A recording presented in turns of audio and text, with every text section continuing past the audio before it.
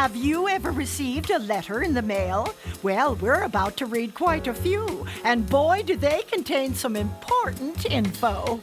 You can also find lessons and activities by going to littlepatriotslearning.com. Land of the free, home of the brave.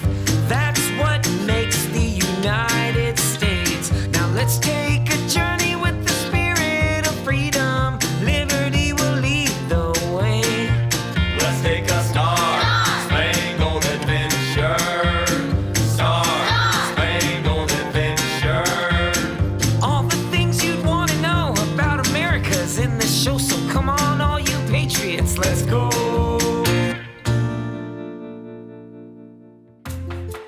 Hurry! The president will be here any minute. Light the fireplace. Maybe that will dry out the plaster. He's here!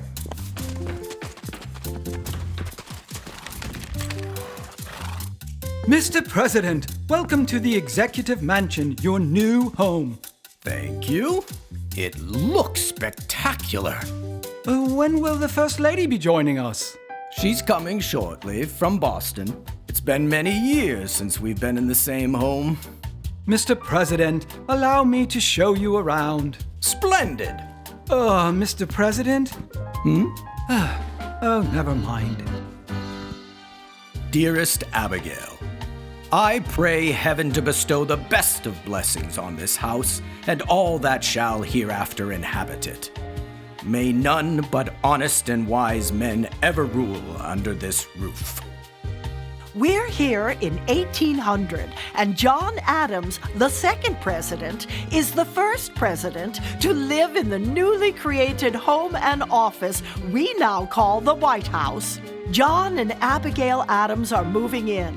They wanted to live quietly on their farm outside Boston, but the call to help bring freedom meant that they were separated for most of their marriage. So they wrote a lot of letters. We have found over 1,000 letters between John and Abigail. The demands of raising the children and managing the farm kept Abigail in Boston, and the demands of the revolution against Britain sent John far from home, even when he was vice president and president. I'm meeting with Thomas Jefferson later today to work on what we are calling a Declaration of Independence. My dear, I cannot wait to be home. Darling, as you men forge a new country, remember the ladies and grant them equal rights. France has now agreed to support our cause of liberty and will send warships. I long for you and the children. We find that food is scarce, and lately British soldiers have been spotted near our farm. I was sworn in today as Vice President, and General Washington will be sworn in next week as President. Our country has begun. I am proud of you, John. I cannot wait to see you. John and Abigail have been married 36 years, and they haven't been together hardly at all.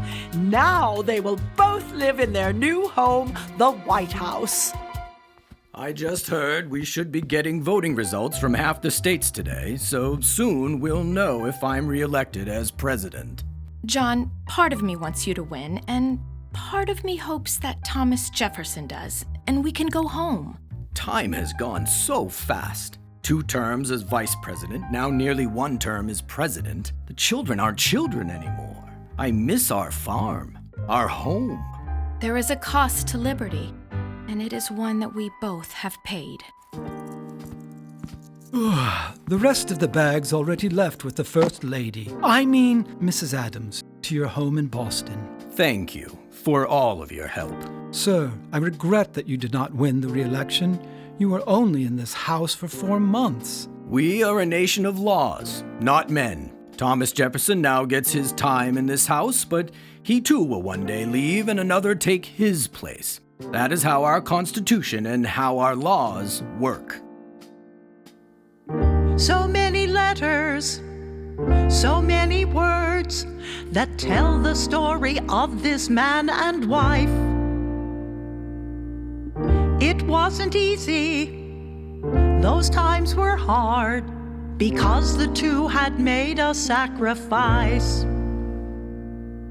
When you sacrifice for others, you are putting others first. You are pausing what you may want for yourself. When you sacrifice for others, the cost is sometimes great, but worth it when you're helping someone else. When you make a sacrifice, you are helping someone else. John helped write the Declaration of Independence, was vice president and president. Abigail raised 4 children. She was outspoken against slavery and advocated for women's rights. Her oldest son, John Quincy Adams, became America's 6th president. All of this happened because of sacrifice.